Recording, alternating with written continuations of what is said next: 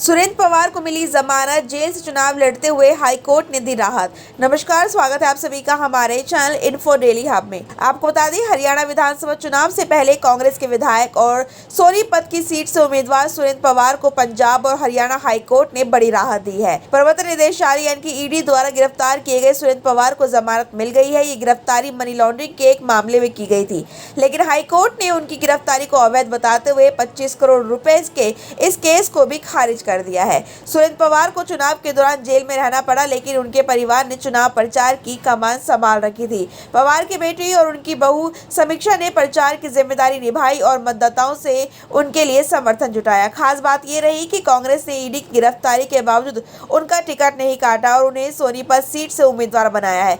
इस दौरान बहू समीक्षा अपने ससुर की जीत के लिए वोट मांगने में जुटी रही। सुरेंद्र पवार को ईडी ने अवैध खनन के मामले में मनी लॉन्ड्रिंग के आरोप के तहत 20 जुलाई 2024 को गिरफ्तार किया था। उनके ऊपर आरोप था कि उन्होंने अवैध खनन से 25 करोड़ रुपए की संपत्ति अर्जित की है।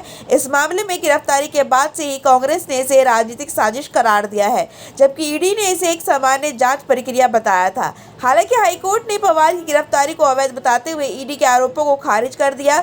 ये फैसला पवार और उनके समर्थकों के लिए बड़ी जीत साबित हुआ है। सुरेंद्र पवार का राजनीतिक करियर काफी दिलचस्प रहा है। उन्होंने 2019 में हरियाणा विधानसभा चुनाव में तत्कालीन मंत्री कविता जैन को सोनीपत सीट पर कड़ी टक्कर देकर हराया था। कविता जैन, जो 2009 और 2014 में इस सीट से जीत चुकी थी, को पवार ने करीब 30,000 वोटों के अंतर से हराया था। इस चुनाव में पवार को 69,438 वोट मिले थे, जो उनकी बड़ी राजनीतिक सफलता का प्रतीक था। इससे पहले वो 2014 में इंडियन नेशनल लोकदल की टिकट पर चुनाव लड़े थे, लेकिन उस समय वो तीसरे स्थान पर रहे थे।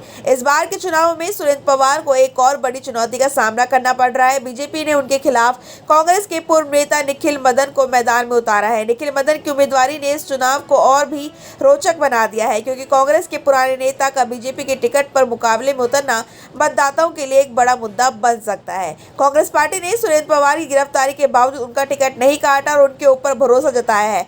पार्टी ने स्पष्ट किया है कि उन्हें पवार पर पूरा विश्वास है और ईडी की कार्रवाई को राजनीतिक षड्यंत्र के रूप में देखा जा रहा है। कांग्रेस के इस फैसले से पवार के समर्थकों में एक नई ऊर्जा देखी गई है और प्रचार अभियान में जोश भी बढ़ा है। फिलहाल के लिए इतना ही, लेकिन क्या है इस पर आपकी राय कमेंट करके बताएं और जाने से पहले चैनल को लाइक, शेयर एंड सब्सक्राइब करना ना भूलें।